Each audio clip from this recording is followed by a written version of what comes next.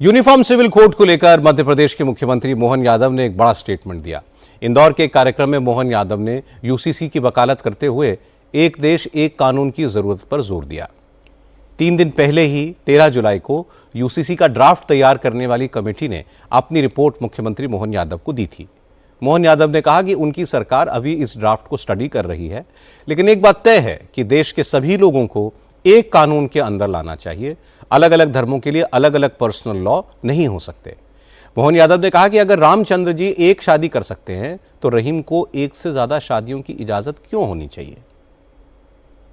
हमारे देश के अंदर आज के इस दौर के अंदर हमने ये इस भाव को रखा है और मुझे इस बात की प्रसन्नता है, पूरे प्रदेश में हम एक समान कानून लगाने के लिए धीरे धीरे करके विधानसभा की तरफ बढ़ रहे हैं। हमारे राज्य के अंदर भी अभी विधान अलग अलग है। हिंदू अगर एक विवाह करेगा तो अपना उसका नियम अलग, उसकी वसीयत, उसके कानून कायदे अलग, लेकिन कोई मुस्लिम भाई अगर विवाह करेगा तो उसका धर्म के हिसाब से कानून अलग। अरे भाई एक देश है, अलग अलग कानून क्यों होना चाहिए। अगर रामचंद्र एक शादी करता है तो रहीम से भी एक ही शादी की अपेक्षा की जा सकती है। मुस्लिम बहनें भी हमारी बहनें, उनके जीवन में भी तो कष्ट आएगा, उनको क्यों अलग कर सकते हैं।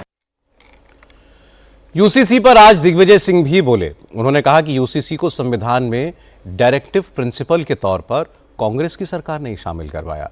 हालांकि इसके साथ ही दिग्विजय सिंह ने यह भी कहा कि किसी भी कानून का काम समाज को जोड़ने का होना चाहिए, तोड़ने का नहीं। यूसीसी के मामले में कांग्रेस पार्टी का बड़ा स्पष्ट है।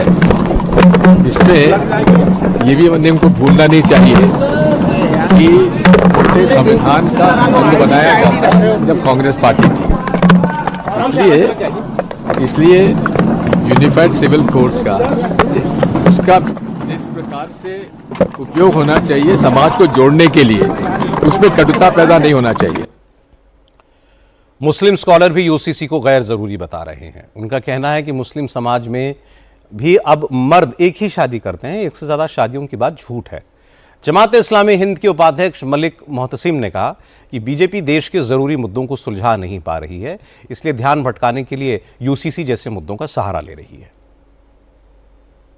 मुसलमान या समझदार लोग जो यूनिफॉर्म सिविल कोड की मुखालिफत करते हैं, उसकी वजह यह है कि हमारे देश का दस्तूर, इसमें कुछ चीज़ें वो है जिसको फंडामेंटल राइट्स कहा जाता है और कुछ चीज़ें हैं वो जो फंडामेंटल राइट्स नहीं है, कुछ डायरेक्टिव प्रिंसिपल्स हैं। सवाल ये है कि क्या ये फंडामेंटल राइट्स में से है या डायरेक्टिव प्रिंसिपल्स में से है। तो जो चीज़ें समाज में लाजिमी करना है, क्या वो काम पूरे हो गए? क्या देश में एजुकेशन का काम पूरा हो गया? देश में क्या गुर्बत को दूर करने का पूरा काम हो गया? देश में तालीम का पूरा काम हो गया? क्या हुआ? देश में अब भी देश की जो संपत्ति है, जो दौलत है, जो 100% लोगों की है, लेकिन 10% लोगों के हाथ में है। उस पर गवर्नमेंट क्या कर रही है? तो ये सब गवर्नमेंट जो यूनिफॉर्म सिविल कोड पर बात कर रही है, ये कोई ना मुसलमानों की दोस्त है ना कोई हिंदुओं की दोस्त है। अवाम को गलत एजेंडों में फंसाकर जो रियल एजेंडे हैं उसको छुपाने की कोशिश है। तो हम मुखालिफत कर रहे हैं, उसकी वजह से कर रहे हैं कि हमारे देश के संविधान में फंडामेंटल राइट्स भी हैं, उसमें एक है रिलीजियस फ्रीडम, लिबर्टी, आज़ादी। वो आज़ादी बरकरार रहना चाहिए। यहाँ किसी को दिलचस्पी नहीं है कि मैं कोई 2 शादी करना चाह रहा हूँ। कोई मुसलमान एक से ज़्यादा शादी करने के लिए तैयार नहीं है, एक में ही परेशान है। ये तो पहले से तय था कि मोहन यादव की सरकार मध्य प्रदेश में यूसीसी लाएगी, लेकिन मोहन यादव के बयान पर हैरान होने जैसी कोई बात नहीं है। आश्चर्य तो दिग्विजय सिंह के बयान पर होना चाहिए कि दिग्विजय सिंह अब ये बता रहे हैं कि यूसीसी को संविधान के डायरेक्टिव प्रिंसिपल्स के तौर पर कांग्रेस की सरकार ने शामिल करवाया। ये बात वैसी ही है जैसे कांग्रेस के नेता दावा करते हैं कि जन्मभूमि का ताला कांग्रेस की सरकार ने खुलवाया, इसलिए राम मंदिर का क्रेडिट भी कांग्रेस को मिलना चाहिए।